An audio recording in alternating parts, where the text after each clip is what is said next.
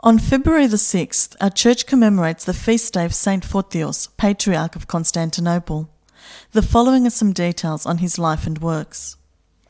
A brilliant scholar, soldier, statesman and theologian, Photios was born in 820 AD, a period when Byzantine culture was writing the brightest chapter in the world history.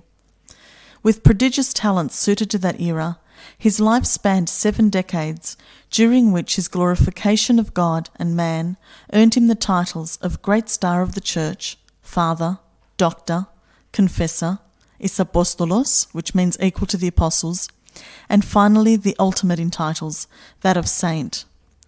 In this cultural atmosphere, however, strewn in the path of all men in public life were the many pitfalls of church-state power manoeuvring, plots and counterplots, which Photios managed to survive in an unswerving approach to immortality. The career of Photios began with military service during the reign of Emperor Michael III, son of Theophilos, and extended through the rules of Basil I and then Leo VI.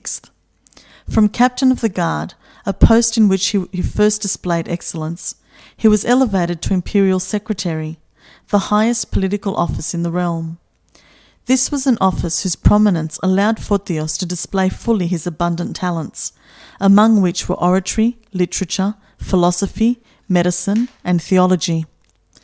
Inasmuch as church and state functions overlapped, the complete politician was of necessity a knowledgeable theologian. Given this set of circumstances, even the high office of Patriarch was within reach of Photios, who was yet a layman.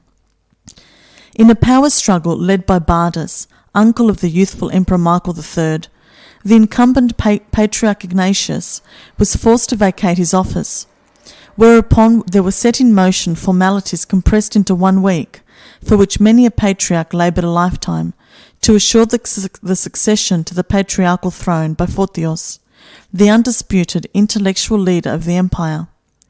In the span of 7 days, Photios was tonsured a monk by the Bishop Gregory of Syracuse, then a reader, followed in rapid succession daily by the successive offices of deacon, priest, and finally ecumenical patriarch on Christmas Day in AD 858.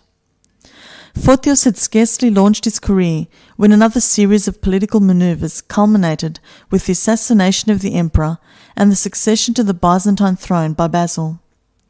Having been the favourite of the dead emperor, Photios found himself deposed by his successor, but in a short period of time was induced to return as royal tutor. Basil was not one to waste a mind such as that of the renowned Photios. When the reinstated Ignatius died, the Emperor Basil set aside all other considerations and gave the patriarch's seat to Photios, a choice he made clear should remain unchallenged by rival factions. As the Byzantine Empire's chief vicar of Christ, Photios wrote one of the brightest chapters in the history of orthodoxy, a chapter which unfortunately was tarnished by the troublesome dissidents whose clamorous voices all but drowned out a spokesman for Christ. The voice of Photios rang out loud and clear, however, when the authority of the Patriarchate of Constantinople was challenged, even threatened, by the Western clerics of Rome. There ensued a power struggle within the Church equal to that of any in the state, and it was Photios' brilliant defence of the Orthodox faith that averted a subservience to the West by the East. In the course of still another series of political intrigues under Leo VI, Photios was again forced into exile, and he retired to live out his last years as a monk in Bordi, Armenia, where he died on the 6th of February in the year 891.